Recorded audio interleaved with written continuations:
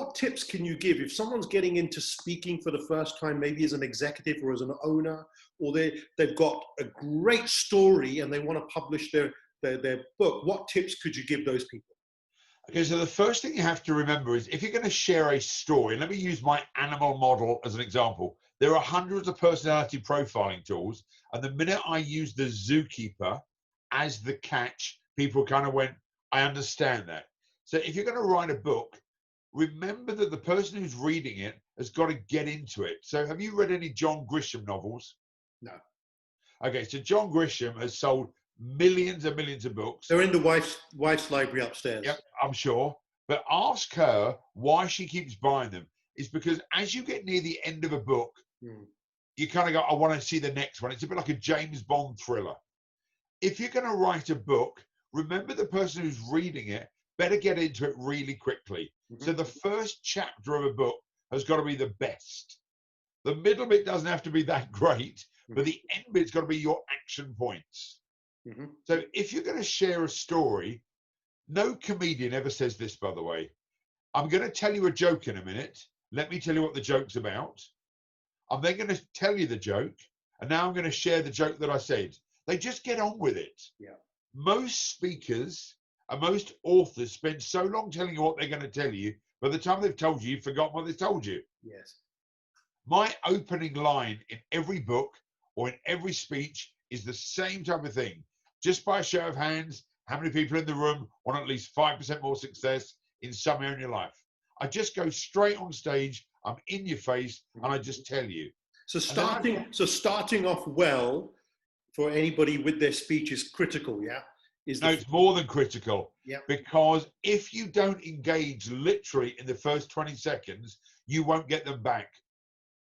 What happens is you leave the room. I said to you before, if you're in the room, be in the room. If you don't engage me in the first 20 seconds and make me feel it's going to make a difference to me, I'm going to turn off. Nigel, can I ask you, because you've run speaker boot camps, over the years for speakers. And we did one in Dubai, if you remember. Exactly, and that was a real hit, and a lot of people have grown their speaking businesses off the back of that boot camp.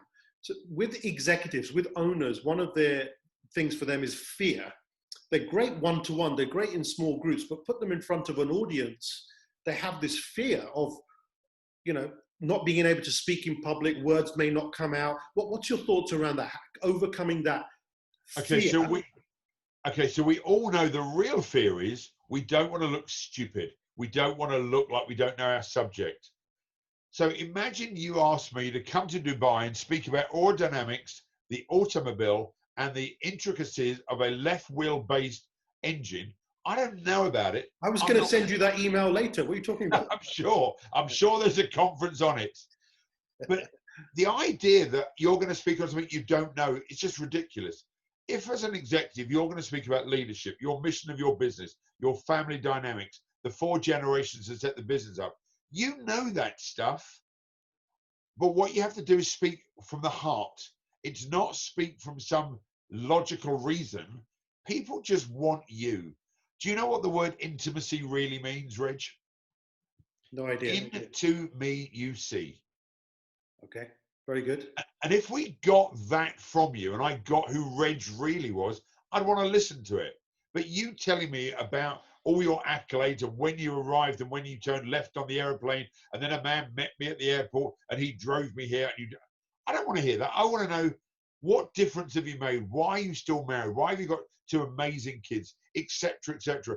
People want to buy into people. And you still know that people buy people and then they buy their products. So I don't know why owners are scared to share, because 3 or 4 people, when I speak, I just did my biggest speech 4 months ago in front of 6,500 people. I could only see about 40 because the lights were on me. So I just spoke to the small group and occasionally looked up. So it looked like I was speaking to an audience. But you know where they were all looking? They were looking to the left and right on screens. On screens, yeah. So all you want is executives to think, if I was in the audience, what message would I want to hear?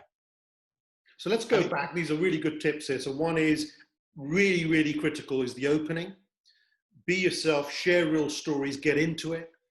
Middle bit, don't worry about too much. And then make sure the end is packed with something that's actionable, yeah? Something that summarizes or is actionable, some sort of take-home value. Or they feel spiritually inclined. So I just finished a speech. You're like this. So my last part of my speech was, there are 4 things you need to do to be a phenomenal leader. Do you know what they are? No, You but need you to tell drink. me. Yep. You need to drink, steal, swear, and lie. They're the 4 attributes of phenomenal leadership.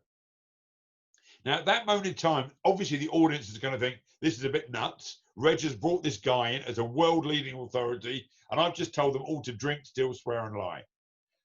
So you need to drink from the fountains of knowledge that are constantly flowing in from our books and libraries.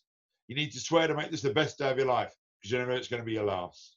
You need to steal a little time each and every day to do something for someone else, even when you know you won't get the credit. And when you lie down in bed, thank your God that you've got dreams and you can make them possible. And all of a sudden, I've just changed the audience. I've gone a little bit spiritual. My voice has changed a little bit. And the audience going, I get that.